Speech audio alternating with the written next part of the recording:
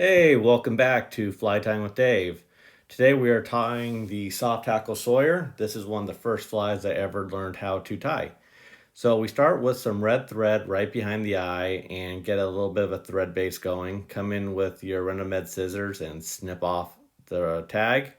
And we want to leave about a bead's length in front. So that's about 2.5 millimeters in front, and fill up a little thread dam so that the bead stays there. You don't have to do this, but it just makes tying a lot easier when you have the bead stop. Come in, give it a couple turn whip finish. We'll be tying back over this so the whip finish doesn't need a double. So slide the bead up and start your thread in the back. I'm using a lighter color so it blends in with the dubbing. Snip off the tag and bring in your tailing material. We're going to tie that in right on the top using a couple wraps to secure it in. Wrap down about a couple wraps, and when it's secure, we're going to come in and go ahead and cut off the tag. You can see I was looking for my scissors at that point. And we're going to cut off the waist. Now we're going to be tying in our copper wire for the rib. I like the rib to match the bead. It's just me personally, and this is what the pattern calls for. So we're going to wrap all the way down to the bend and get ready to add some dubbing. So now we're going to take some squirrel dubbing. I really like squirrel. It's got the great natural color. It's really buggy and just a really good material. So we're going to dub on our squirrel and go ahead, and once we have all the dubbing noodle sorted, we're going to start at the back and wrap our noodle in touching turns all the way to the bead. And you'll notice the guard hair sticking out. That just adds bugginess to the fly. So definitely you want to leave that in. Pull the wire forward so you don't trap in the tailings, and we're going to counter rib this coming back up. I like to counter rib. It just makes the whole fly stronger, and I like the way it looks. The wire doesn't get lost in the dubbing.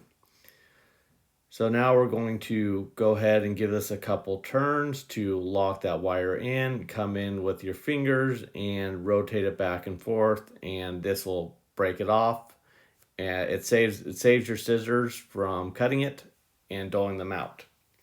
Now that we've finished this portion of the fly, we're going to go ahead and give it a couple whip finishes to secure the back portion of the fly.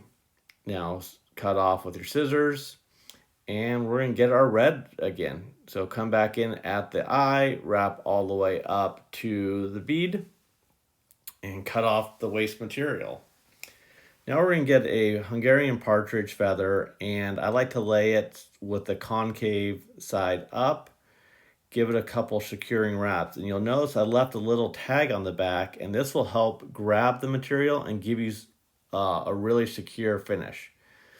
Come in and stroke the fibers back because we want these feathers to lay to the back. Now you want to take your thread all the way to the top, grab your hackle pliers, keep stroking them back, and give this a couple turns around the shank. And you'll notice that I'm constantly preening the feathers back because otherwise they start to splay out, and we really want this to lay back against the bead. So when you're done wrapping, when you get all the feathers on, give it a couple turns, secure, and go ahead and adjust the feathers at this point as needed, and a couple more securing wraps.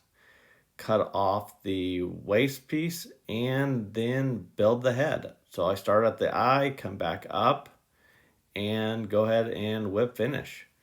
Now with this fly I only do one whip finish because I'm going to add some UV cement on it, which is Solarez Bone Dry. Give it a nice coating on all sides. It gives a nice sheen to the head and makes the fly really durable.